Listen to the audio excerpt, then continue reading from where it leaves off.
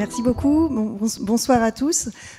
Saluons déjà cette initiative puisque c'est la première fois qu'un des catalogues est exclusivement dédié à la littérature jeunesse, et c'est pas une simple brochure commerciale, c'est vraiment une revue éditorialisée avec des choix, des arbitrages, des livres présentés, et cette initiative qui donne lieu aussi pour la première fois, d'après ce qu'on m'a expliqué, à une soirée comme ça autour de la littérature jeunesse, ce qui m'emplit de joie, surtout avec ce thème et cette formulation, la lecture, quelle promesse faite à nos enfants, qui pour moi, en tous les cas, pardonnez-moi l'expression qui est un peu rapide et peut-être maladroite, il vaut mieux faire envie que pitié, et je trouve qu'avec tous ces chiffres assez préoccupants et attristants autour du temps consacré à la lecture, je trouve que ces chiffres prennent beaucoup de place, et ce thème permettra, je l'espère, une réflexion qui nous aide à justement donner envie, et sans toujours se lamenter, en toujours ressassant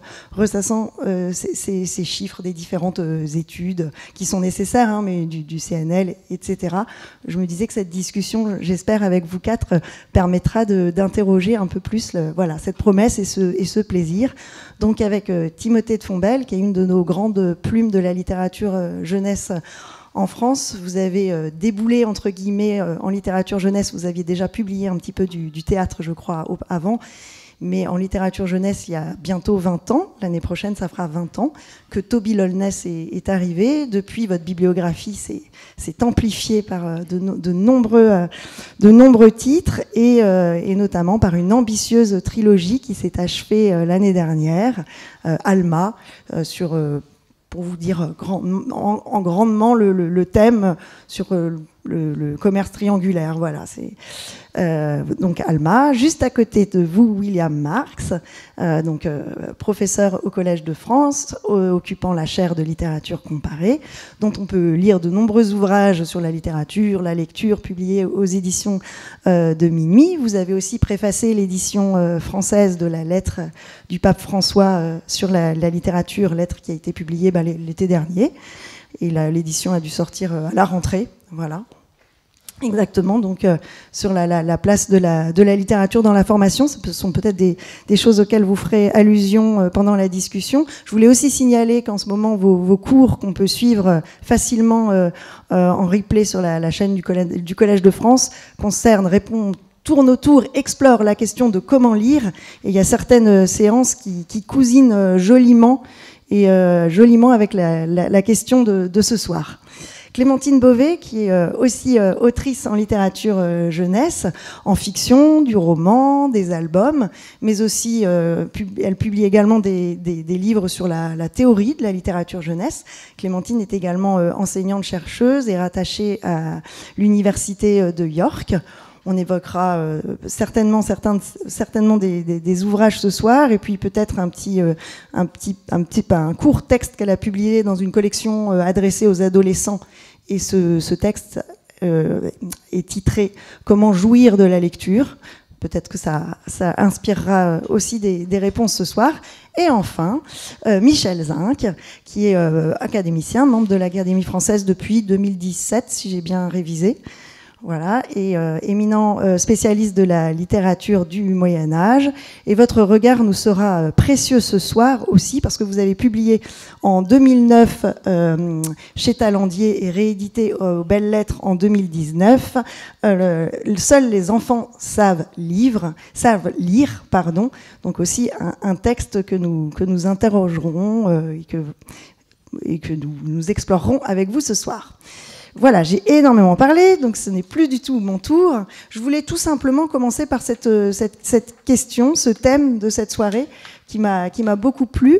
Donc, quelle promesse faite à nos enfants? Je voulais savoir, vous quatre, comme ça, instinctivement, assez rapidement, pas forcément partir dans une dissertation, mais quand vous avez vu ce mot promesse faite à des enfants par rapport à la lecture, qu'est-ce que ça vous a immédiatement... Qu'est-ce que ça a fait tilt? C'est quoi cette première promesse? Je ne sais pas qui veut commencer de vous quatre. On va se partager le micro. Oui, moi j'avais tout de suite ring a bell. Hein, ça a fait. Excuse-moi de parler anglais ce soir, mais c'est le mot qui me vient. Donc ça a tilté en moi. Et pour moi, la seule promesse, vraiment qui est évidente pour moi de la lecture enfant, c'est la promesse de bonheur. C'est-à-dire que ces journées, ces après-midi dont parle Marcel Proust dans la journée de lecture, dans laquelle j'ai consacré quelques cours, c'est pour ça que j'en parle ici au Collège de France, mais peu importe, c'est un très beau texte sur la lecture d'enfance. C'est ces journées qu'on passe à lire l'après-midi à la campagne ou chez soi, allongé dans un fauteuil, etc. Ce sont des choses qui se marquent en vous considérablement, qui font partie des plus beaux souvenirs de l'enfance et qui font qu'ensuite, beaucoup plus tard, adulte, on a envie de revenir à la lecture. Et ça, je crois que l'idée que plus tard, quand on est adulte, alors même qu'on a beaucoup de temps, on se dit « Ah, mais j'ai envie de revivre ce moment-là que j'ai eu dans l'enfance de bonheur », je crois que c'est ça, c'est une promesse de bonheur. Je me souviens, c'était en lisant Umberto Eco, Le nom de la rose, quand il était sorti. J'étais pas enfant, j'avais 14-15 ans, mais voilà, et je lisais ça en écoutant en boucle Le Padre Solaire, et voilà, c'est ce bonheur-là qui est encore marqué en moi.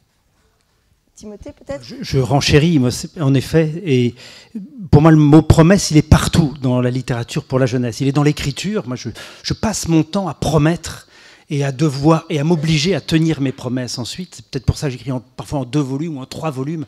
C'est pour promettre beaucoup trop et être obligé de dépasser ce que je me sens capable de faire en posant ma promesse. Mais elle est partout, la promesse, parce qu'elle est tout simplement, le livre, c'est une promesse en effet de vie et de la vie qui nous attend.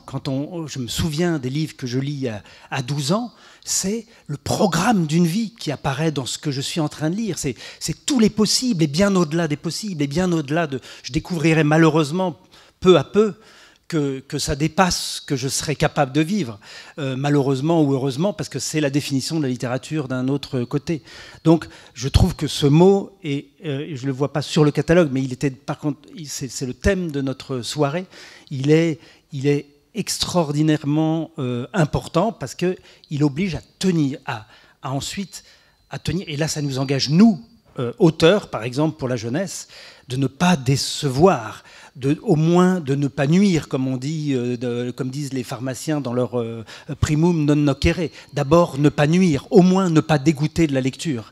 Et c'est le minimum syndical de l'auteur jeunesse. Clémentine ?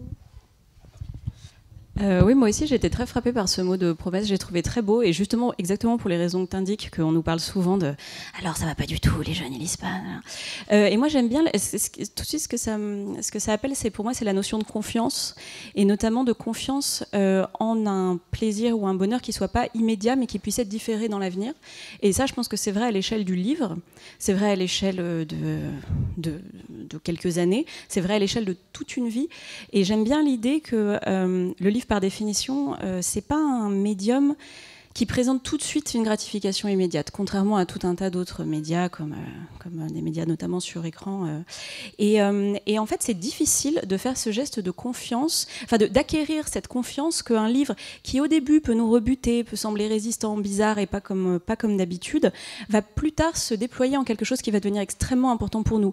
Et parfois, c'est même un livre entier qu'on n'a pas trop aimé, et plus tard on voit qu'il continue à se déployer à l'intérieur. Et ça, pour moi, c'est vraiment quelque chose qu'on acquiert au cours d'une existence de lecteur. On s'aperçoit que les livres ont la puissance de faire ça. Mais c'est extrêmement difficile à communiquer. C'est vraiment très difficile à communiquer, notamment aux enfants et aux adolescents. Et en fait, très souvent, malheureusement, le décrochage vient de ce manque de confiance que la gratification sera un peu différée dans le temps, mais qu'elle risque d'arriver. Merci. Mes voisins étaient si éloquents que je ne peux être que le vieux qui radote.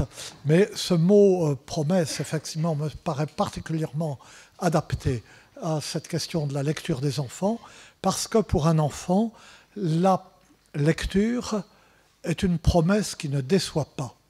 Tout le reste déçoit. Vous allez vous promener dans la forêt.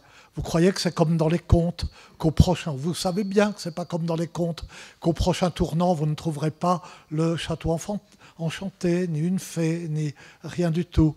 Mais quand vous le retrouvez dans l'histoire que vous lisez, à ce moment-là, eh bien, vous y croyez comme on croit à la lecture. Vous savez bien que vous n'y croyez pas, mais vous y croyez quand même, vous y revenez, et cela vous nourrit. Et c'est une des raisons pour lesquelles les enfants sont de bons lecteurs.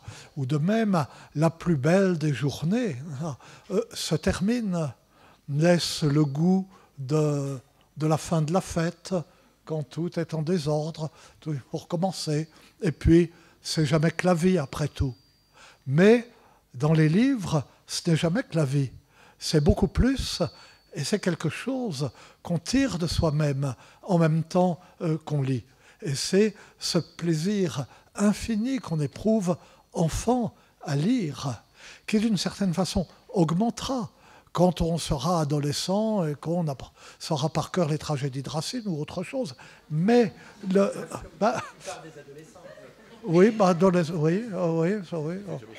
ma femme prétend que je l'ai séduite en lui récitant tout Bérénice. C'est pas vrai, je ne savais qu'un certain nombre de vers. Enfin bon, mais j'ai horreur d'adolescence.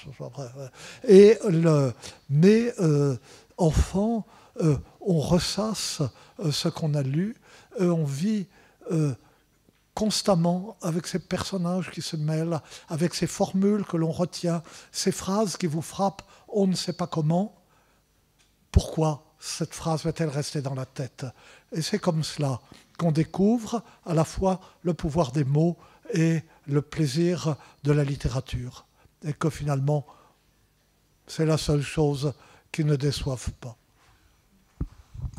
Merci beaucoup. Je vais peut-être rebondir sur ce que vous disiez, Clémentine, sur la difficulté justement de rendre le jeune lecteur confiant dans ce plaisir qu'on lui promet, mais qui n'est pas forcément immédiat pour lui. Est-ce que est-ce que vous avez une espèce de stratégie pour essayer de lui donner plaisir de rentrer dans vos ouvrages, par exemple? Alors, je vais tout de suite dans le vif du sujet avec votre dernière publication, donc Pierre Bayard Détective, l'affaire Petit Prince. Vous vous êtes plongé dans la critique interventionniste de Pierre Bayard, et avec lui, vous avez joué, je ne sais pas si le terme est approprié, mais en tous les cas, vous avez fait la même chose avec Le Petit Prince pour essayer de rentrer dans cette lecture ludique et essayer de rendre le lecteur actif. Est-ce qu'il y a un côté aussi stratège pour essayer de décortiquer avec un jeune lecteur et de l'emmener dans quelque chose, dans une jouissance de la lecture peut-être un peu différente de ce qui aurait été plus classique avant, ou en tous les cas l'épater avec ça? Est-ce que c'est une stratégie? En tout cas, ce qui est sûr, que c'est quelque chose qui me préoccupe depuis plusieurs années maintenant, qui est comment est-ce qu'on fait pour... déjà, ça demande une prise de conscience, qui est que l'apprentissage de la lecture, il ne se limite pas au décodage. Alors peut-être que ça paraît évident pour beaucoup de gens parmi vous, mais ça ne l'est pas du tout pour la très vaste majorité des gens qui estiment qu'une fois qu'on, entre guillemets, sait lire, c'est fini. Il n'y a plus d'autres gestes à apprendre. Une fois que l'enfant s'est déchiffré, il peut lire tout seul dans son coin. D'ailleurs, pourquoi il lit pas? Il est quand même gonflé, alors qu'il a plein de livres et tout, puis il lit pas, lui.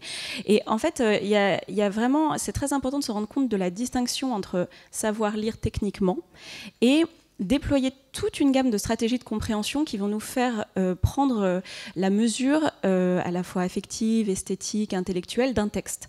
Et ça, cette démarche-là, elle se fait tout au long de la vie, et en particulier, elle se fait au contact de livres qui sont divers, qui sont complexes, qui sont sophistiqués, etc.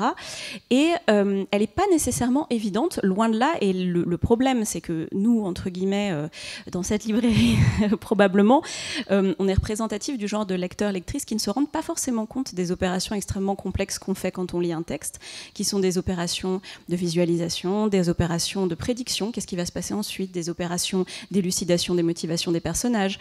Et tout ça, on le fait parce qu'on l'a appris, et souvent on l'a appris pour des raisons sociales privilégiées. C'est quand même très important de le dire et de le redire. Et il y a tout un tas d'enfants, même je pense la très vaste majorité, qui n'auront l'occasion d'être accompagnés que jusqu'au déchiffrage et un tout petit peu au-delà et encore, mais qui malheureusement n'ont pas l'occasion qu'on leur présente cette manière d'aborder un texte pour en tirer le meilleur émotionnellement et affectivement, et aussi intellectuellement. Et donc, pour revenir à ma série, ce qui m'intéressait dedans, c'était justement le fait que cette opération-là d'analyse littéraire, elle peut être un plaisir, elle peut être ludique, et surtout quand on est actif face à un texte, quand on va lire ce texte classique, en l'occurrence Le Petit Prince, le prochain Peter Pan, etc., même si on n'adore pas le classique en question, il y a un plaisir de se confronté à un texte bizarre, d'y trouver des mystères, d'y découvrir des énigmes, d'y déceler des indices. Et ce plaisir-là, il fait de nous un lecteur, une lectrice plus attentive, plus active, etc. Et ça revient un peu à cette question du plaisir immédiat dont je parlais tout à l'heure. La gratification un tout petit peu délayée qui vient d'une analyse approfondie d'un texte, elle peut être extrêmement plus puissante qu'une gratification immédiate. Je ne sais pas si l'un d'entre vous... Non, je vais tout à fait dans le sens de ce que vient de dire Clémentine. Il se trouve qu'à l'Éducation nationale, on a pris conscience de ce problème-là. Et on a développé depuis une vingtaine d'années dans les classes, au niveau du collège en particulier, toute une méthode de lecture qu'on appelle la lecture littéraire, à la différence de la lecture un peu technique, scientifique, qui était enseignée auparavant, qui était beaucoup plus narratologique, on apprenait les différents types de narrateurs, etc. Alors c'est très intéressant d'un point de vue théorique, et c'est très bien à l'université, mais je trouve qu'au collège ou au lycée, ça a peu d'intérêt. Ce qui est important de faire, c'est vraiment de développer, d'apprendre aux élèves, c'est vrai que c'est un peu d'apprendre le plaisir, c'est d'apprendre à avoir du plaisir dans les textes, c'est-à-dire à savoir comment réagir émotionnellement devant un texte, comment s'impliquer dans les personnages, etc. Or, il se trouve que les professeurs qui ont appris leur métier dans des générations avec un autre système ont du mal à s'approprier ce type de lecture littéraire. Et au Collège de France, je dirige une équipe de jeunes chercheurs, de postdoctorants, qui vont dans les classes, qui travaillent avec les équipes des rectorats, des académies, pour comprendre pourquoi les professeurs ont du mal à s'approprier ces méthodes de lecture littéraire qui leur paraissent pas assez scientifiques par rapport à ce qu'ils ont appris. Et pourtant, je crois que c'est ça qu'il faut faire. Développer l'émotion chez les élèves. Ça peut passer par des quantités de moyens, qui est pas le théâtre, par exemple, la lecture en haute voix, etc. Mais bon, c'est des choses qu'on peut faire aussi à l'école, mais qu'on peut aussi apprendre en famille, peut-être. Et je rebondis sur le mot stratégie qui a été utilisé. En effet, on a des stratégies quand on écrit pour la jeunesse de captation du lecteur, c'est sûr,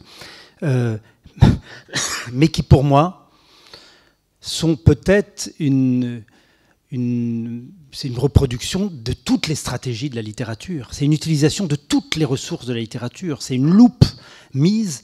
Cette captation du lecteur, la littérature le fait depuis Homère et au-delà. C'est simplement avec ce lecteur un tout petit peu plus volatile, un tout petit peu moins préparé, on doit les faire fonctionner à fond. Et c'est ça, moi, j'ai écrit par hasard mon premier roman en jeunesse. J'ai envoyé des deux côtés, côté jeunesse, côté adulte, des deux côtés de la rue de l'Université, chez Gallimard Jeunesse et Gallimard Vieillesse.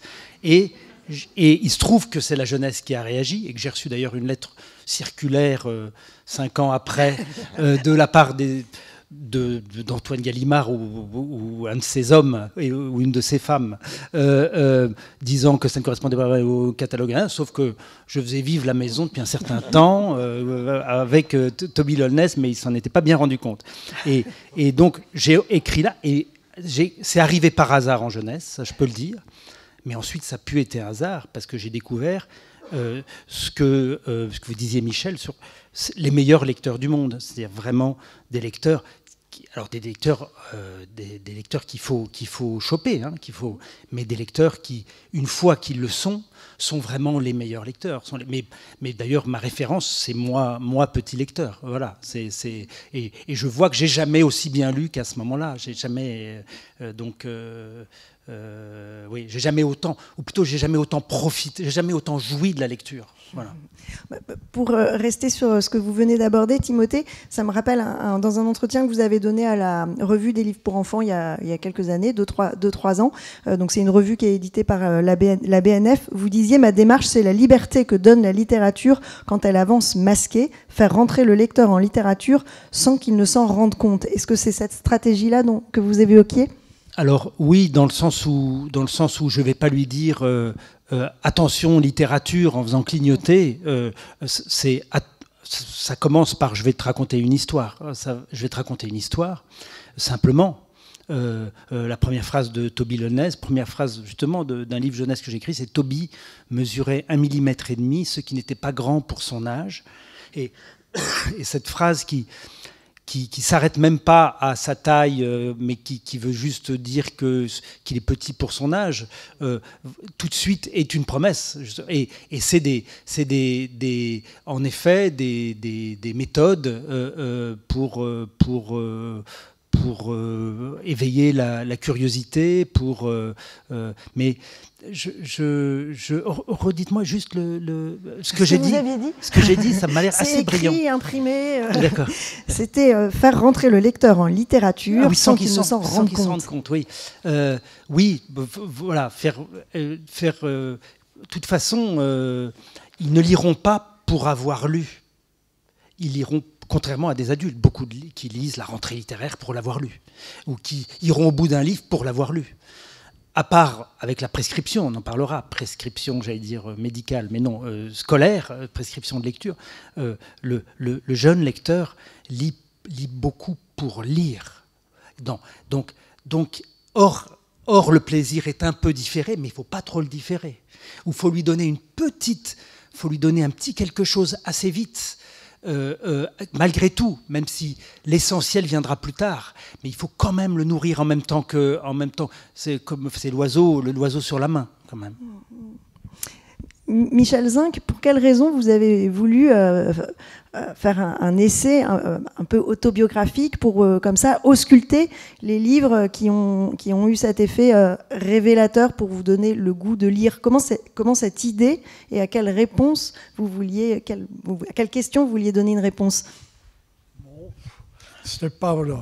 Là encore, tout a été dit sur le fait que la littérature pour enfants est une littérature et qu'il faut la même habileté, peut-être plus encore, la même réflexion, mais aussi cela elle procure et encore plus, le même accès direct, parce que tout est là. Je viens à votre question, mais ce qui me frappe, nous parlions d'enseignement, c'est qu'il n'y a rien de plus difficile au monde, nous le savons puisque nous l'avons fait, c'est que d'être professeur de français, enfin, ou de littérature, et c'est très très rare les bons professeurs de français, je ne pourrais pas en avoir été un.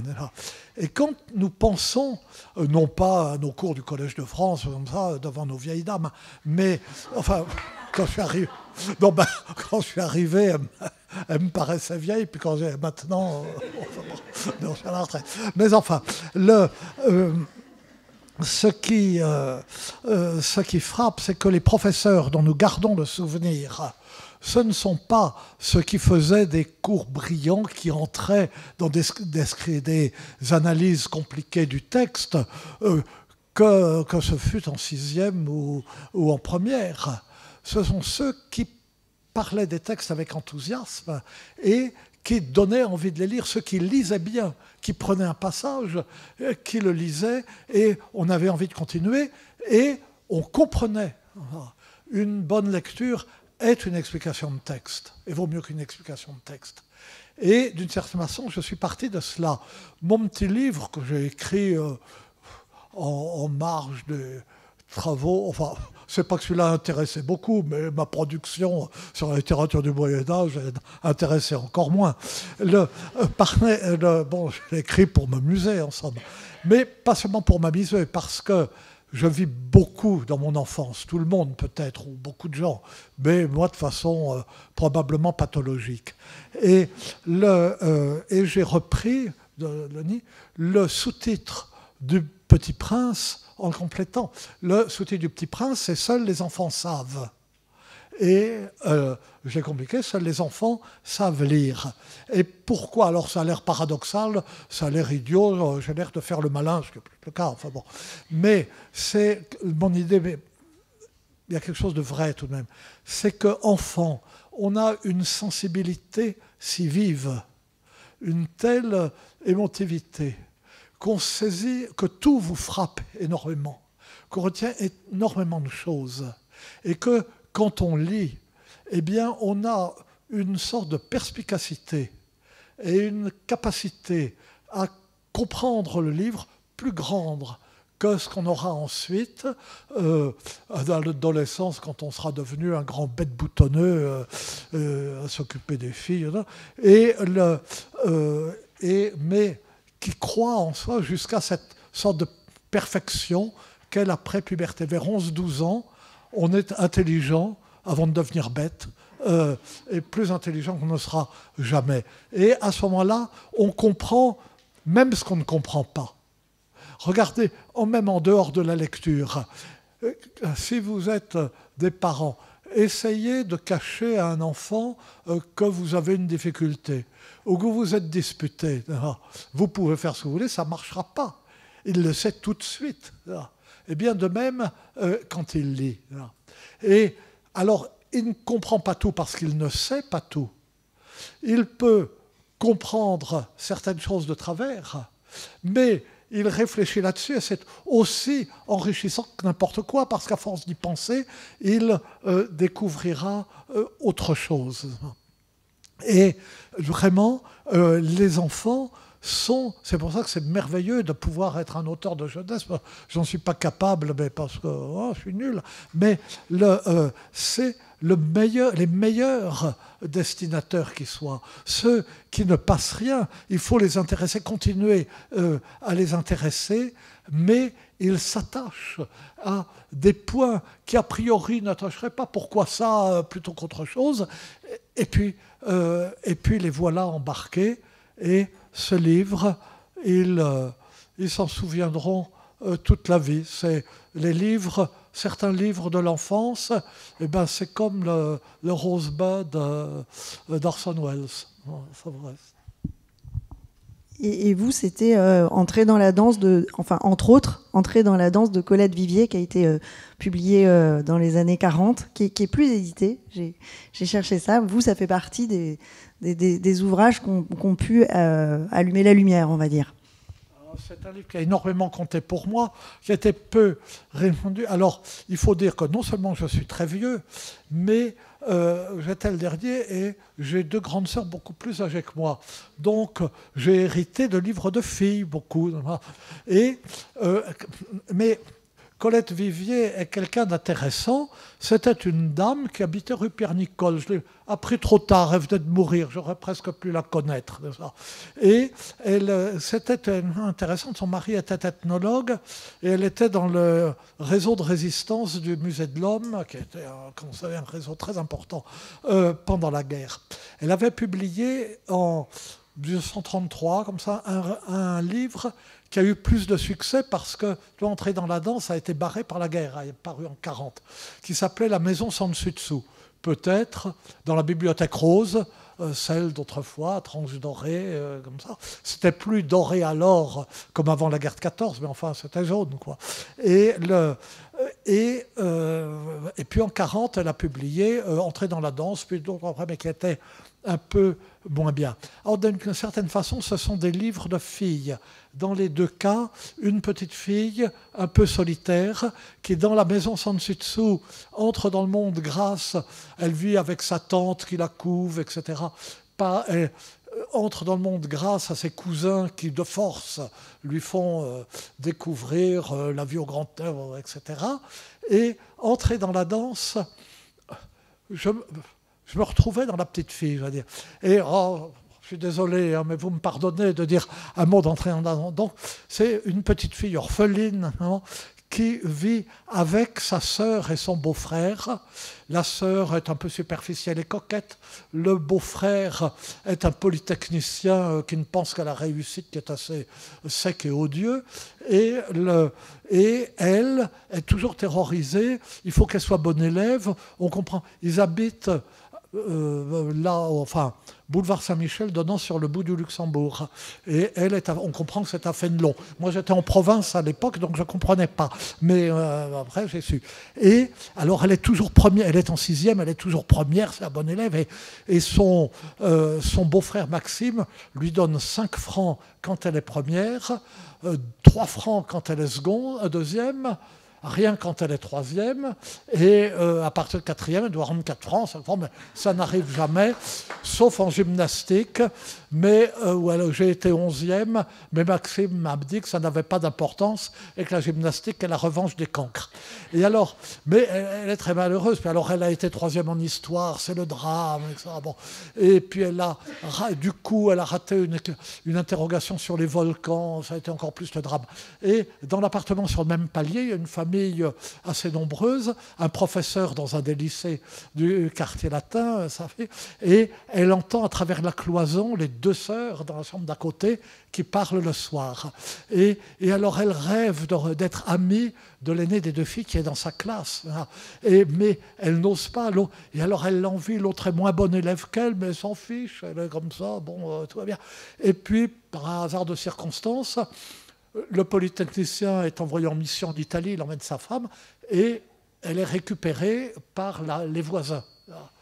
Malgré les méfiances de Maxime et de sa femme, parce que le grand claque la porte de l'ascenseur, et puis enfin bon, ils ont des défauts. Et elle entre dans la danse, elle découvre le monde, elle s'aperçoit qu'elle était parfaite, une petite fille qui fait tout bien, mais très refermée sur elle-même, très égoïste au fond. Et elle apprend à découvrir les autres. Alors, comme ça a l'air de la morale là-dessous, mais... Et c'est vrai que cette morale existe, mais c'est raconté de façon si charmante et si peu insistante sur cette morale, c'est présenté. Au contraire, cette générosité est présentée comme une liberté. Et je ne peux pas tout vous raconter, mais j'en ai envie, c'est trop beau. Et avec des illustrations de Pécou. Alors surtout, ne lisez pas, il y a une réédition dans les années 60, je ne sais pas. Mais alors, évidemment, c'était trop bourgeois. Puis d'abord, quel professeur de lycée à Louis le Grand ou à Henri IV peut habiter un appartement dans sur le Luxembourg maintenant? On voit que ça date, hein, cette histoire. Et il y a une réédition. Alors du coup, ça se passe dans une HLM. Mais c'est pas pareil. Non, c'est pas ça. Non, c'est pas ça. Et donc, chercher le vieux entraînement, ça se trouve tout de même, et vous ne le regrettez pas. Et j'ai une petite fille, enfin j'ai 9 petits-enfants, 3 enfants, 9 petits-enfants, et j'ai une petite fille qui est dans la physique quantique, etc., et qui a une passion pour entrer dans la danse. Preuve qu'il n'y a pas que les vieux croutons médiévistes comme moi. Merci. En tous les cas, ce que je trouvais aussi intéressant dans votre ouvrage, c'est que vous évoquez ces ouvrages, alors que vous dites 2 filles, je ne sais pas, mais en tous les cas, pas forcément ce qu'on pourrait appeler des grands classiques ou des livres qui auraient été mis dans vos mains par les professeurs au collège. En tous les cas, moins avouables, mais d'avoir osé évoquer ces livres-là. Est-ce que vous 3, ça vous parle aussi, que ce soit des livres comme ça, des livres... on n'a pas forcément élitiste, qui ont fait tilt dans votre esprit et pourquoi? Non, ça fait tilt là encore, c'est l'expression l'expression de la soirée, ce qu'a dit Michel, parce qu'en fait, on ne sait jamais ce qu'un enfant va aimer. Ça, c'est une chose. On m'avait offert.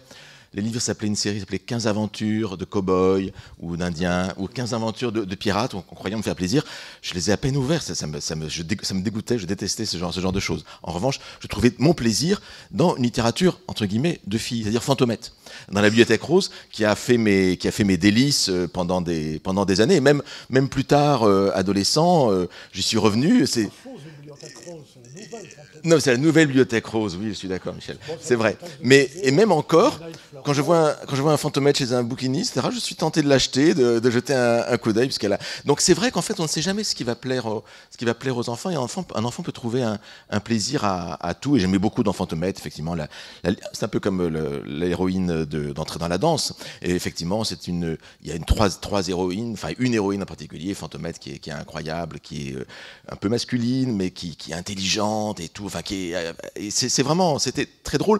Et ça m'a ouvert aussi à d'autres types de littérature plus adulte, mais qui sont la littérature de type policiers, genre Arsène Lupin, là très cher à Michel Zinc, mais qui a fait là aussi les délices de mon enfance et dont j'ai tout lu en quelques mois ou en quelques années. Jules Verne m'intéressait moins parce que justement c'était un peu masculin, sauf peut-être Le Tour du monde à 80 jours, voilà, ou les tribulations d'un Chinois en Chine. Oui, effectivement. Non, mais c'était ça. Je le lirai.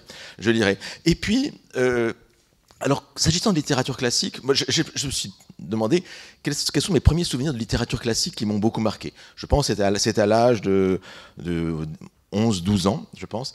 Et c'est ces deux livres, en fait, qui m'ont énormément marqué, et qui vont un peu surprendre, hein, mais qui ont, je crois, beaucoup décidé de ma carrière par la suite, de mon avenir. C'est d'une part Rabelais.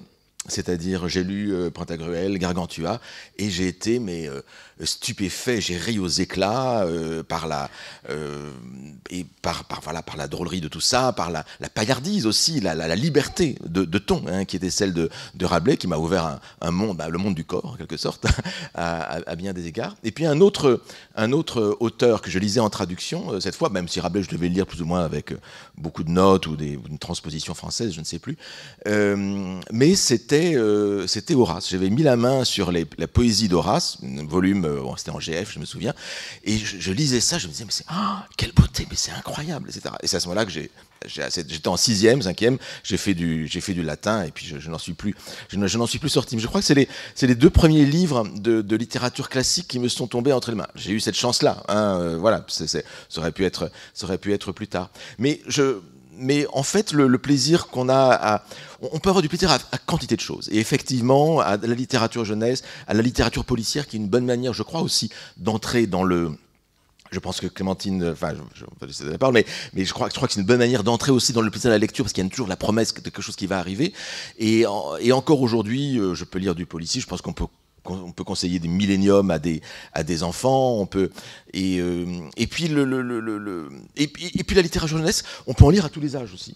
Alors je sais que Toby Lowndes, je le vois souvent dans les librairies, je me dis ça fait longtemps que je veux lire ça, etc. Mais maintenant je ne vais pas y manquer. Mais quand même, j'ai eu un plaisir gigantesque à lire Harry Potter, que j'ai lu en anglais quand c'est sorti les tomes les uns après les autres, ou bien la trilogie de Philippe Pullman, par exemple. Donc en fait, adulte, j'ai aussi beaucoup de plaisir à lire une certaine littérature jeunesse qui sait tirer les bons cordons, les bons fils du plaisir de la narration.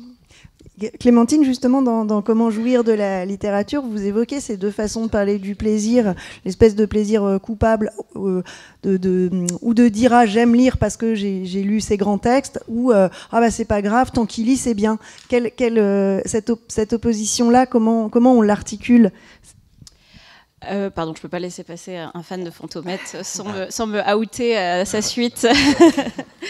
Parce que je pense que Fantomette est absolument génial et je ne comprends pas pourquoi c'est aussi peu lu de nos jours. C'est quand même une tragédie totale. Oui, ce dont je parle dans Comment jouir de la lecture, c'est surtout, en fait, ce que je regrette, c'est qu'il y ait une opposition entre que moi je ressens parmi les prescripteurs, professeurs, auteurs, etc., et donc médiateurs du livre jeunesse.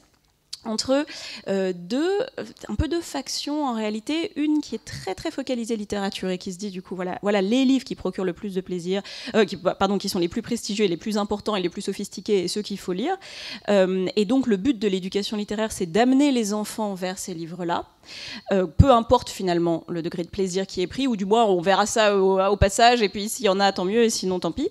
Et une autre faction qui est plus bienveillante évidemment, et qui naît en fait en réaction à ce mouvement-là, que j'appelle plutôt un discours relativiste, qui serait quoi qu'ils lisent, de toute façon, du moment qu'ils lisent, ça n'a aucune importance le type de texte qui est lu. Et ce discours, évidemment, moi je le trouve plus agréable parce qu'il est plus bienveillant et qu'il prend vraiment en compte les lecteurs et les lectrices, mais il est aussi problématique pour moi, parce que pour moi ce qui est très compliqué quand on est dans une démarche d'éducation littéraire, c'est qu'on doit servir deux choses à la fois, c'est les lecteurs et la littérature. Et en fait, on a les deux choses qu'on doit servir. C'est-à-dire qu'il faut qu'on sauvegarde à la fois cet appétit, ce désir, ce plaisir de lire chez des personnes qui existent, qui sont là, qui sont devant nous en chair et en os et qui sont incroyablement variées. Et quand on va dans des classes, mais il y a 30 enfants devant nous qui ont tous une histoire personnelle différente, un rapport au livre différent, très souvent très conflictuel, la très vaste majorité du temps. On doit penser à ces personnes qui sont des individus en formation. Et aussi servir cet art de la composition du langage qu'on appelle la littérature. Et ça, je trouve que c'est très important de le garder en tête, qui est en fait, si on ne fait pas les deux à la fois, alors à quoi ça sert en fait ? La littérature, l'art littéraire, c'est quand même l'art de prendre des mots et de les sortir de leur usage courant, commun, informationnel, pour les mettre dans une dynamique esthétique et émotionnelle et affective.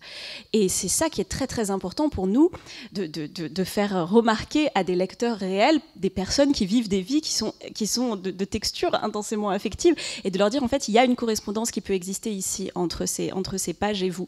Et donc voilà, ce que je propose dans Comment jouir de la lecture, c'est la notion d'essayer de cultiver un rapport extrêmement dynamique par rapport à nos plaisirs de lire. Qu'est-ce que ça veut dire de trouver du plaisir dans la lecture ? Est-ce que ça veut dire être immergé immédiatement, être addict, s'identifier, ou au contraire s'aliéner, trouver du plaisir physique, sensuel ? Enfin moi, avec Fantomette, rien que l'odeur, évidemment, des livres de la bibliothèque rose, qui était toujours dans la maison de campagne de mes grands-parents, ils ont cette odeur, c'est tout un aspect. Et justement, je ne sais pas pourquoi vous ne les achetez pas chez les bouquinistes. Mais c'est fait. Ah bah voilà, j'espère bien. Non mais je suis dans les bibliothèques aussi. Ah ouais, non mais il faut les acheter chez les bouquinistes, c'est ce que je fais, du coup j'en ai plein chez moi. Et donc ça fait partie aussi de ce genre de plaisir, et pouvoir nommer ces plaisirs. Souvent on a un vocabulaire extrêmement pauvre en réalité pour parler de plaisir de lecture, que ce soit entre enfants, entre adultes. On n'a pas vraiment une gamme de vocabulaire pour en parler, donc c'est un peu pour ça que je milite aussi, c'est pour une éducation littéraire qui soit sensible et réceptive à la fois aux personnes qui sont là en face de nous et qui grandissent aujourd'hui, et à la littérature de tous les âges et de tous les types qu'on peut leur apporter. Et comment justement cet apprentissage de l'expression de son plaisir de lire, est-ce qu'il devrait commencer avec les enfants ? Comment on pourrait faire ? Ça ne s'adresse pas forcément qu'à vous, Clémentine, mais est-ce que... Quand même, pour défendre malgré tout le deuxième camp, ceux qui disent que tous les livres se valent, il y a le fait que tous les livres peuvent nous toucher. C'est-à-dire, la rencontre avec la littérature peut se passer avec des livres très bizarres qu'il ne faut surtout pas relire parce qu'ils sont écrits avec les pieds ou traduits avec les pieds, ce qui est pire encore. Voilà. Et donc, c'est vrai qu'il y a quelque chose qui se passe, je pense à des auteurs enfin, je sais absolument pas je pense à un auteur australien que j'ai lu à 12 ans ou 13 ans, qui s'appelle Malcolm J. Boss, qui avait fait un livre qui s'appelait Ganesh, que j'ai eu. Voilà, ce livre-là, je veux surtout pas le relire. Le héros s'appelait Jeffrey. Je veux surtout pas le retrouver. Ne me l'envoyez pas. Mais je sais que j'en ai une trace, il y a une couche en moi de ce livre-là. Donc c'est vrai quand même que on ne sait pas par où ça va arriver, ce virus. Ensuite, comment faire ? Je suis bien d'accord que vraiment, alors là, mais immense modestie. J'aime bien le conseil de faire lire Millennium à des... Voilà, le polar, c'est vrai que c'est... Moi, je pense... demain matin, je pars au bord de la mer. J'ai beaucoup de chance. Je devais y être aujourd'hui, mais à cause de vous, je suis resté. Et il y a, dans la maison de ma grand-mère, qu'on a réussi à garder, une toute petite maison au bord de la mer, il y a une bibliothèque qui a été mon terrain de jeu, mais qui est une vitrine qui fait 2 mètres de haut, 1 mètre de large, avec normalement le genre de vitrine de livres que personne ne lit, mais qu'en fait j'ai lu entièrement, et dans lequel il y a des choses très différentes. J'essayais en marchant, en venant, essayer de retrouver des titres. Je pense à un livre de John le Carré, par exemple. Voilà, ça, un livre d'espionnage, comme ça, qui n'est pas du tout fait pour moi à 9 ans ou 10 ans, pas du tout. Ou des livres de chasse à courre, enfin des romans de chasse à courre, très, très bizarres. Ou alors des best-sellers d'il y a 40 ans, des trucs qui tout d'un coup voilà, livres historiques. Et moi, je les prenais de en haut à gauche à en bas à droite. J'arrivais là, fin juin, début juillet, avant mes frères et sœurs, qui sont un peu des empêcheurs de lire parfois. Et je prenais le temps et je les lisais les uns après les autres. Et donc, j'ai eu cette traversée qui n'est pas que de la littérature jeunesse. Il y avait un petit peu, il y avait des livres, il y avait quelques livres jeunesse qui traînaient, mais pas énormément. Donc ça a été, ça m'a. Et puis ensuite, je pense, je cherchais aussi les classiques. Dans les classiques, je pense qu'il y a un classique qui m'a marqué très très jeune. C'est, je pense à des contes de Maupassant. Les contes de la Bécasse, encore la chasse, je vous jure, je n'ai pas tué une bête depuis bien longtemps en tout cas, mais les contes de la Bécasse ou les contes du jour et de la nuit de Maupassant, qui sont alors peut-être la brièveté aussi qui permet d'avoir la satisfaction. Pas trop loin, pas trop différé, voilà. Et je pense, repensant à cette maison au bord de la mer, j'en parle un petit livre que j'ai vu là-bas que j'ai écrit, parce qu'il faut toujours se citer à un moment ou à un autre, qui s'appelle Neverland. Je raconte que dans cette maison-là, ma grand-mère lisait énormément. Ma grand-mère lisait énormément et elle lisait un peu tout. Elle lisait beaucoup des biographies, beaucoup de biographies. Elle arrivait avec son propre stock. Elle n'ouvrait pas la vitrine. Elle arrivait avec sa valise remplie de lectures pour du 1er juillet au 1er septembre, et où elle restait dans cette maison. Et elle les lisait, voilà, elle lisait sans arrêt. Et elle lisait tant que sa lumière ne s'éteignait jamais. Et donc, et je me suis rendu compte que j'avais l'impression qu'elle gardait la lumière, parce qu'elle gardait aussi la lumière quand on allait faire des pêches de nuit. Elle laissait la lumière allumée. Ah oui, je tuais des trucs, mais des bouquets frétillants la nuit à la lampe de poche, c'est irrésistible. Là, c'est la crevette transparente, ça, je suis pardonné. Par rapport au lapin abattu à la 22 long rifle. Mais donc oui, effectivement, je pêchais un peu la nuit, mais elle gardait, même quand on n'avait pas pêché, elle restait. Et donc, je me suis rendu compte que je m'étais mis dans la tête que lire, c'est un peu attendre quelqu'un. Parce que j'avais l'impression qu'elle gardait la lumière comme si elle était veuve depuis son jeune âge. Et il y avait quelque chose comme ça de l'attente dans cette lumière allumée toute la nuit, et qui en fait était la lecture. Je le savais parce que j'arrivais à 5h du matin dans son lit et qu'on lisait. C'est vrai qu'on dit très souvent forcément que quand on grandit entouré de livres, entouré de gens qui lisent, ben forcément c'est plus facile d'aller vers le livre que quand il y a... Voilà, ça paraît du bon sens, et en même temps, c'est vrai que c'est pas forcément évident.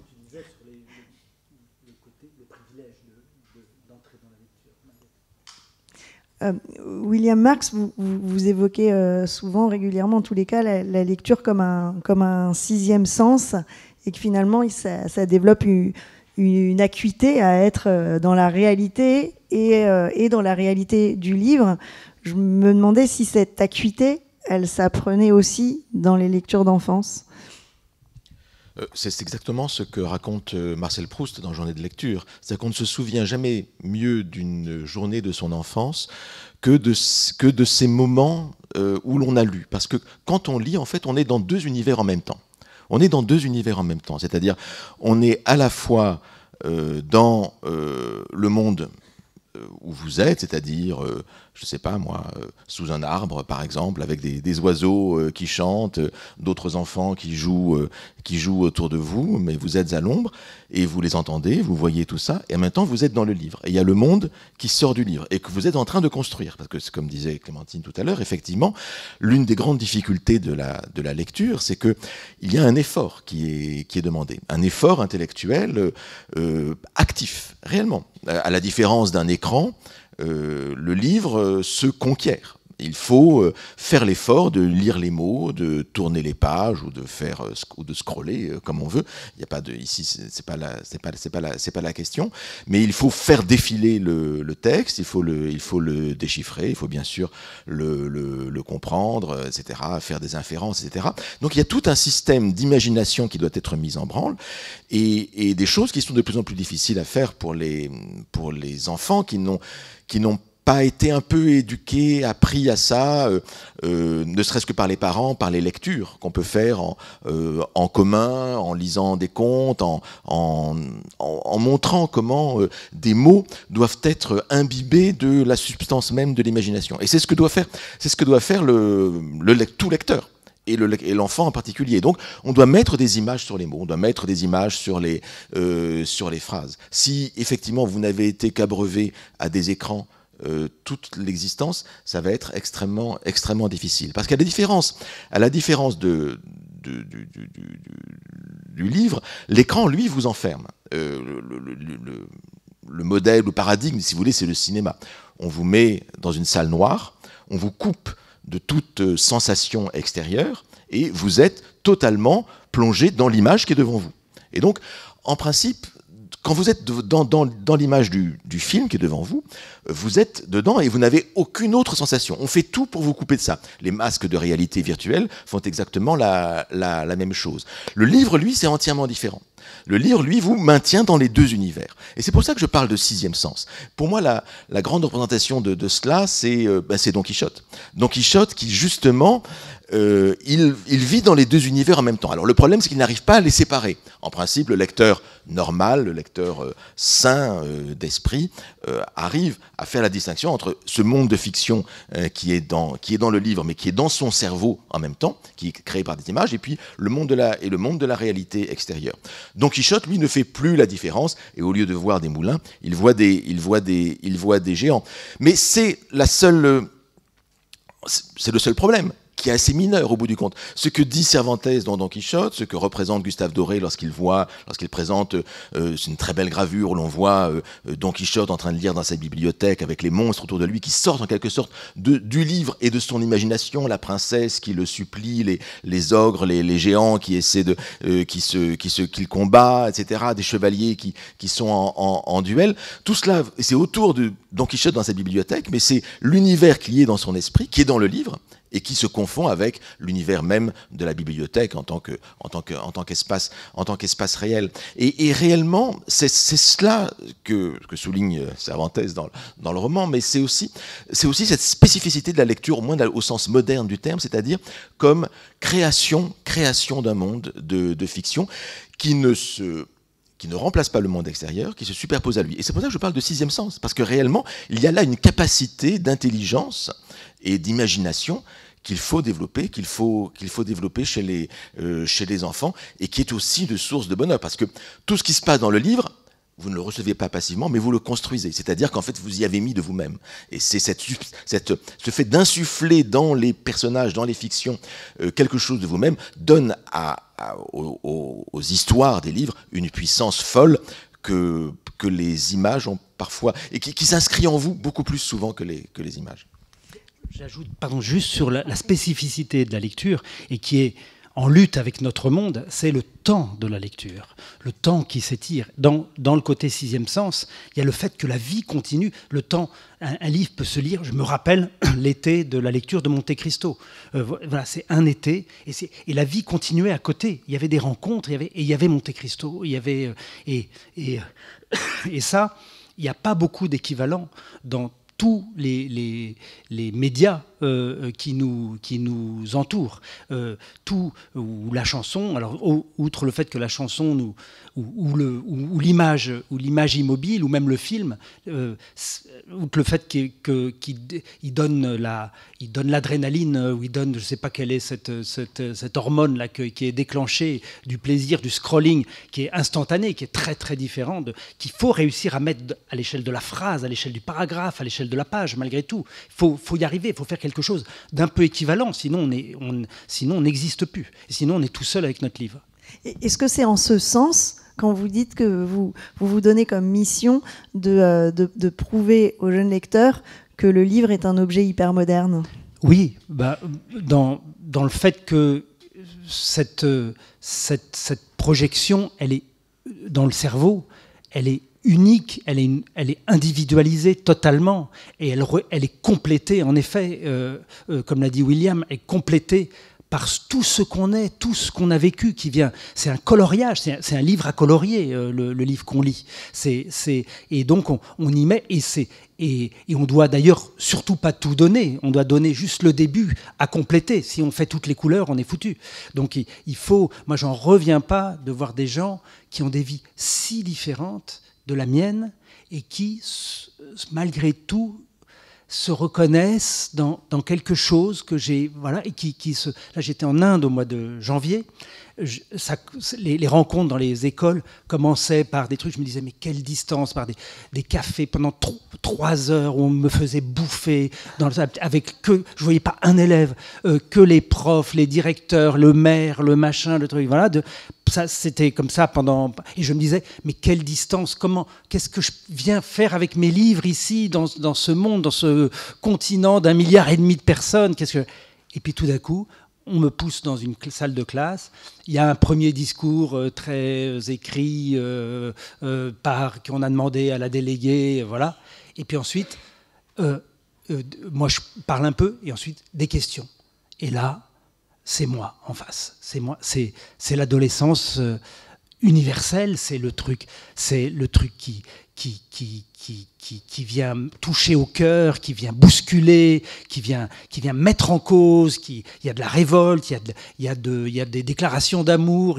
C'est vraiment. Et là, tout à coup, j'oubliais. Ce qui fait que je vivais beaucoup mieux ensuite les petits biscuits sucrés qu'on me faisait bouffer dans les salles des profs. Je reviens un petit peu en arrière sur ce que William Marx évoquait tout à l'heure pour expliquer cette notion de sixième sens. Et je me demandais, Clémentine, si ça ne pouvait pas avoir quelque chose de commun avec ce que vous avez pratiqué quand vous étiez adolescente et autour de tout ce qui est fanfiction. Est-ce que ça peut rejoindre cette idée-là ?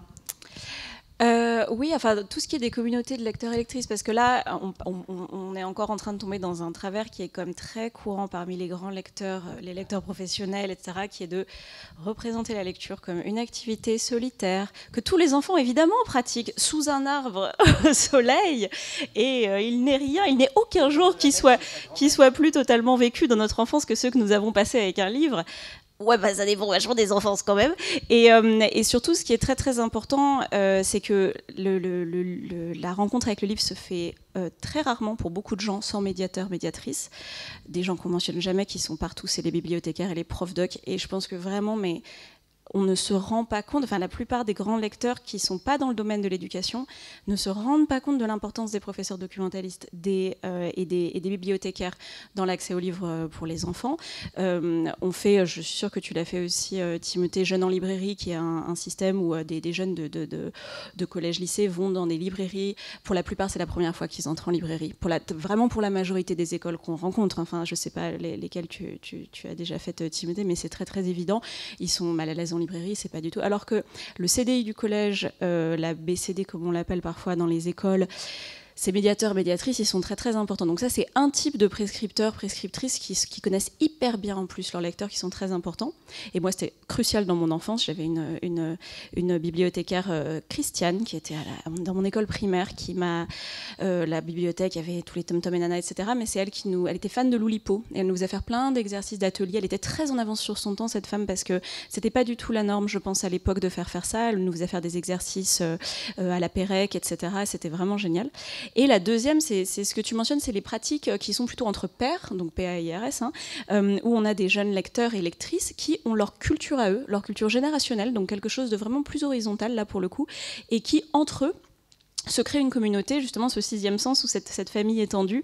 Moi, évidemment, je suis la génération qui avait 10 ans quand les premiers Harry Potter sont sortis et 18 quand le dernier est sorti, donc c'est mon adolescence très exactement. Et ça coïncidait avec l'arrivée d'Internet. Et avec l'arrivée d'Internet, qui disait Internet disait forum de fans d'Harry Potter. C'est des forums à l'époque. Et moi, j'ai fait un peu de fanfiction, mais loin de le faire de manière aussi obsessionnelle que pas mal de mes amis. Par contre, moi, j'étais très de forum de théorie de fans. Ça, c'était très important. Déjà, la fille... c'est-à-dire qu'il fallait qu'on devine ce qui allait se passer dans les prochains tomes. Et pour ça, on allait lire chaque ligne chaque mot en se disant, je me souviens très bien qu'il y avait tout un sujet sur pourquoi est-ce que Ron a une tache sur le nez dans le Poudlard Express dans le premier tome. Est-ce que ça allait nous révéler qu'il était en réalité un animagus, un machin, un truc. Et on allait lire des indices qui pouvaient nous. Donc j'étais déjà assez bayardienne avant l'heure, tu vois. Et ça, c'était très important parce que ça, c'est quelque chose qui est justement préservé des parents. Moi, j'adore les petits enfants hein, aussi. Bien sûr, je trouve ça merveilleux. C'est vraiment, en effet, les 9-11, c'est un âge absolument enchanteur. Je ne serais pas aussi sévère quand même avec les ados qui sont quand même des gens bien. J'en connais des biens.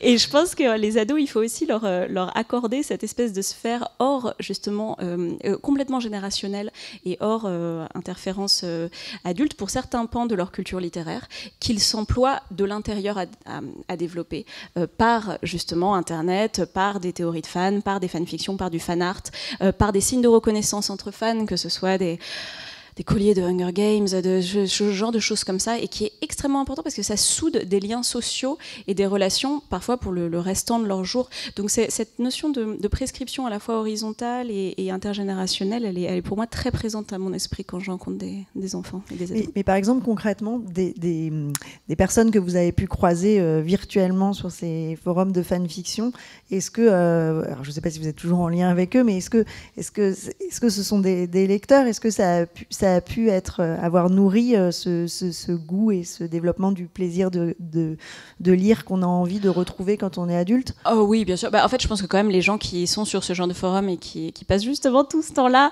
c'est quand même des gens qui ont un appétit pour la lecture qui est immense. Après, là où je nuancerais, parce que je veux dire, je veux pas non plus tomber dans l'angélisme absolu, c'est que parfois c'est des lecteurs en silo. Il y a un type de lecteur-lectrice qui lisent toujours le même genre de choses, toujours le même genre, et c'est vrai chez les jeunes et chez les adultes, enfin éminemment.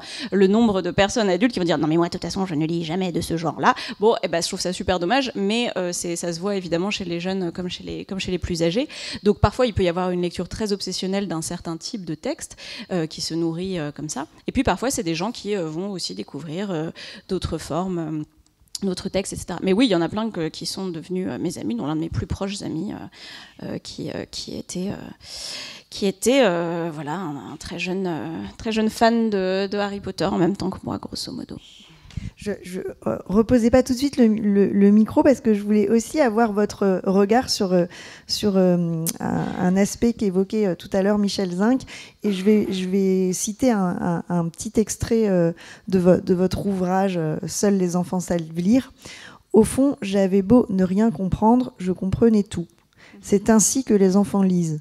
Ils comprennent sans savoir qu'ils comprennent. Ils ont raison. Le lecteur doit accepter d'être dupe de ce qu'il lit et non jouer au plus malin. La pire lecture est celle des professeurs et des critiques. Voilà, je voulais avoir un peu votre regard sur ce point qu'on a brièvement abordé tout à l'heure. Je serais un peu plus tendre envers les professeurs et les critiques. J'ai moi-même un très bon ami professeur critique. Non mais bon, le truc qui est fascinant chez les enfants, c'est que le manque de compréhension, bizarrement, alors qu'on pourrait croire que les enfants sont très intolérants du doute, c'est exactement l'inverse, parce que pour l'enfant, je pense que là vraiment il y a quelque chose de neurologique là-dedans. La condition d'être un enfant, c'est de ne pas tout comprendre et de traiter tout ce qui est autour, notamment pour les très jeunes enfants, comme potentiellement significatif. C'est-à-dire que pour l'enfant, le monde entier est un réseau de signes potentiels. Il y en a certains dont il va apprendre au cours de sa vie qui veulent dire quelque chose et que c'est important d'y faire attention, et il y en a d'autres qui va peu à peu enlever de son champ de vision et de compréhension parce que c'était pas pertinent. Et ça, on voit ça avec les bébés. C'est fascinant quand on se promène avec un enfant déjà tout petit, mais jusqu'à 2 ans. L'enfant de cet âge-là, on a l'impression qu'il n'arrive pas à faire attention aux choses parce qu'il est tout le temps en train de regarder un truc. Mais c'est pas ça, c'est qu'il fait trop attention. En fait, tout est potentiellement significatif. Donc, tout a la même valeur, d'une certaine manière sémantique, quoi. Même des choses qui sont là par accident. Et avec le temps, on perd cette capacité-là à lire l'univers entier comme un tissu de signification. Et dans le livre, évidemment, c'est ce qui se passe quand on a des tout petits enfants qui lisent des textes, enfin à qui on lit des textes. Évidemment qu'ils ne vont pas tout comprendre. C'est évident, ils n'ont pas le vocabulaire suffisant, ils n'ont pas la syntaxe suffisante. Mais là, je voyais, par exemple, vous aviez un Alain Le Saux là-bas. je sais pas lequel c'est, mais ça doit être dans la série de Ma maman m'a dit que mon amie Yvette était vraiment chouette. Donc si vous connaissez pas le principe, c'est des albums où on a une expression, genre voilà, mon amie Yvette est vraiment chouette, mais c'est illustré magnifiquement par Alain Le Sceau par la version littérale. Donc on a une énorme chouette qui entre dans la maison, par exemple. Et ça, c'est vachement intéressant de le lire à des petits-enfants qui ne comprennent pas évidemment la notion de sens littéral, sens figuré, qui la plupart du temps ne connaissent pas l'expression. Bon, ma maman m'a dit que mon père rasait les murs. À 3 ans, on ne connaît pas raser les murs. Mais ça les fait quand même rire. Ils sont quand même interpellés, ils sont quand même interloqués, parce qu'ils comprennent qu'il y a un truc qui cloche. Et c'est ce truc qui cloche, qui est justement au-delà de leur compréhension littérale immédiate, qui crée la jouissance chez eux. Et je pense que plus on grandit et plus on est intolérant de ces moments d'incompréhension. On voudrait comprendre tout de suite, ou alors si on ne comprend pas, enfin, moi j'ai plein d'amis qui vont sur Internet regarder en même temps les chroniques des livres qu'ils sont en train de lire, si jamais c'est un peu compliqué. C'est aussi pour ça qu'on doit céder de notes de bas de page, qu'on va regarder à la fin du folio pour se dire « Ah bah je me demande bien à qui il se réfère à cet endroit-là ».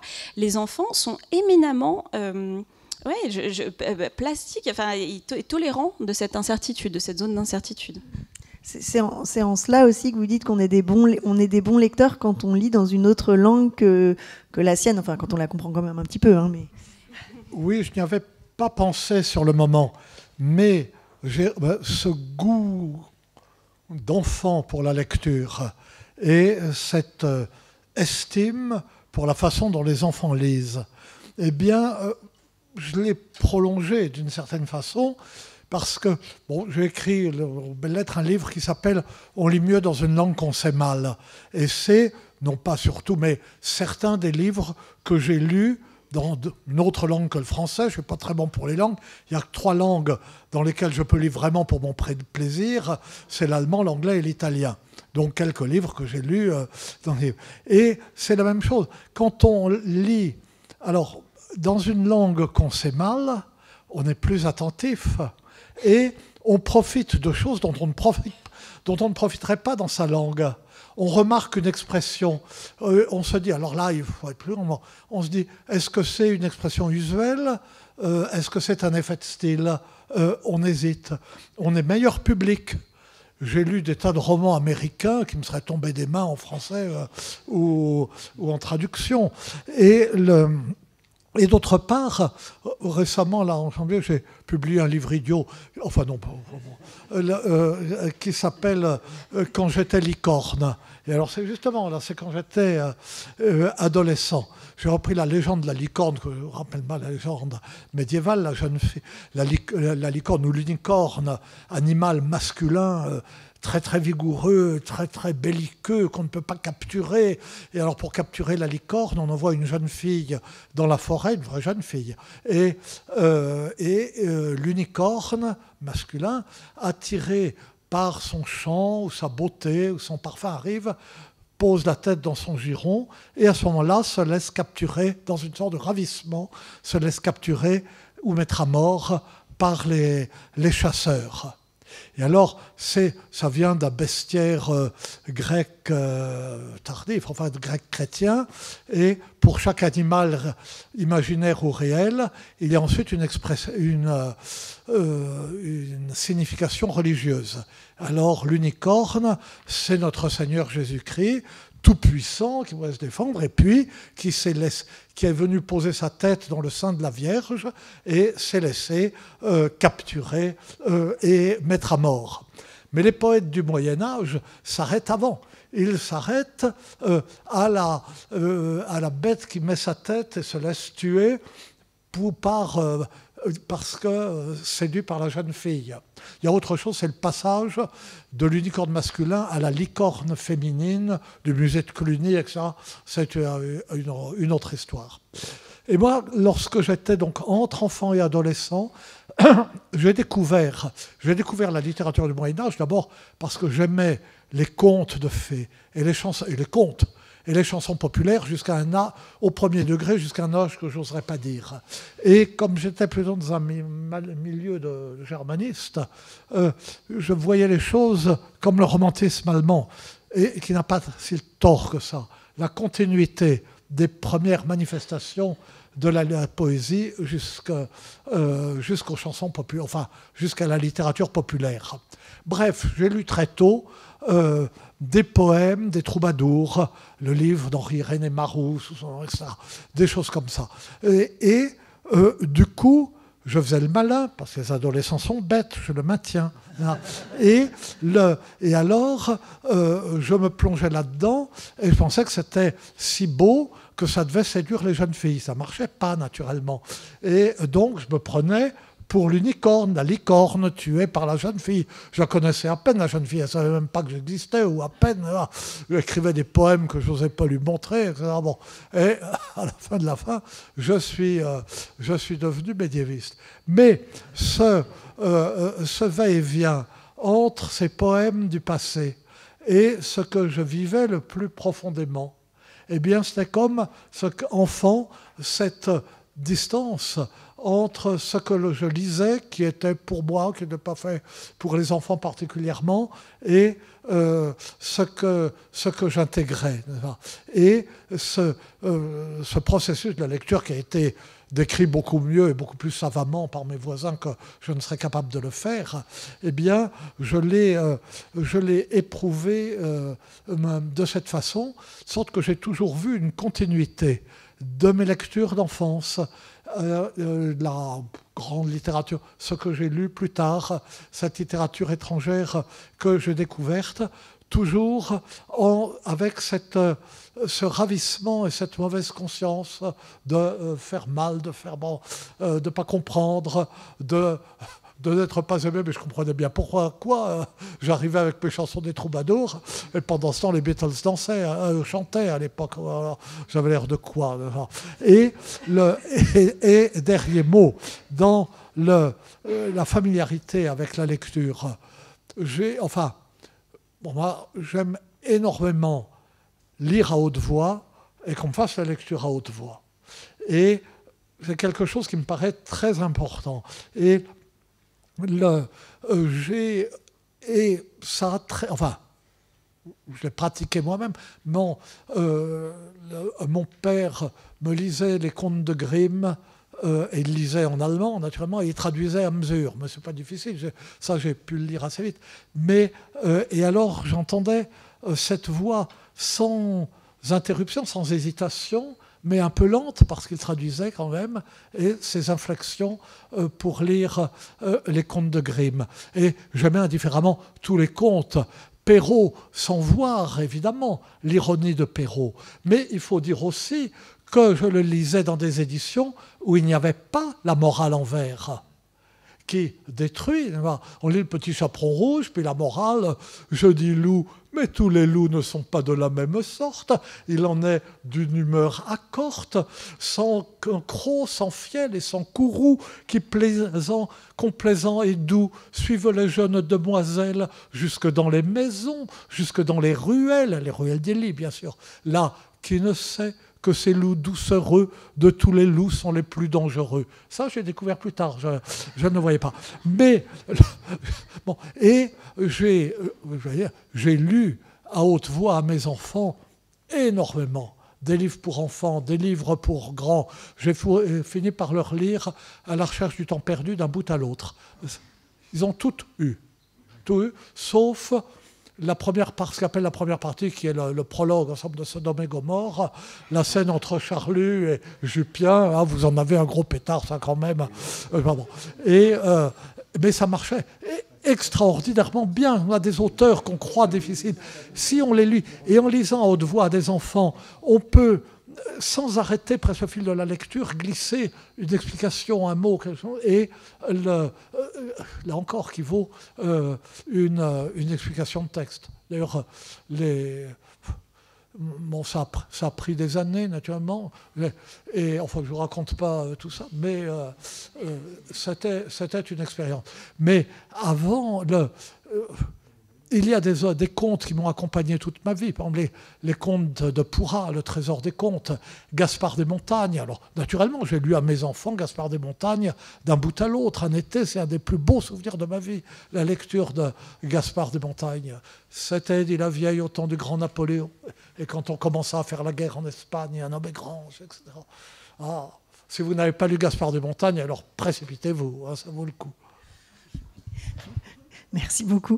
On n'a plus beaucoup de temps et j'aimerais que vous ayez vous aussi la possibilité de poser des questions, mais je voulais quand même juste, Clémentine, vous faire rebondir parce que comme vous êtes aussi traductrice, tout ce que Michel Zinc expliquait par rapport au rapport avec l'autre langue, je voulais savoir si vous, dans vos travaux de traduction, et notamment je crois que vous faites des ateliers d'écriture autour de la traduction avec vos étudiants, j'aurais aimé que vous reveniez là-dessus parce que ça éclaire beaucoup le rapport et l'étude du goût de la lecture. Je suis absolument d'accord avec cette notion. Je l'avais lu, on lit mieux dans une langue qu'on sait mal. C'est vraiment très très juste. Parce que oui, avec cette attention très particulière et ce sens esthétique qu'on peut avoir, je fais beaucoup d'ateliers de traduction avec des tout petits comme des très grands. Je commence vraiment très tôt. Ils peuvent être en CE1, CE2, voire CP. Et puis avec des ados, j'en fais beaucoup avec des ados jusqu'à des adultes. Et en fait, les ateliers de traduction littéraire, ce qui est très intéressant, c'est que justement, il n'y a pas besoin de savoir la langue au début. Et donc là, j'arrive avec un texte. Bon, alors moi, je suis vraiment que de l'anglais au français parce que c'est là où je suis le plus dans ma zone de confort, n'ayant pas 38 langues et demie à ma disposition. Mais ce que je fais, c'est que j'arrive avec le texte et puis je leur lis d'abord dans la langue d'origine du texte, qui est l'anglais si c'est avec des petits français. Évidemment, ils savent un petit peu d'anglais, mais pas forcément beaucoup, surtout pas s'ils ont 6 ou 7 ans.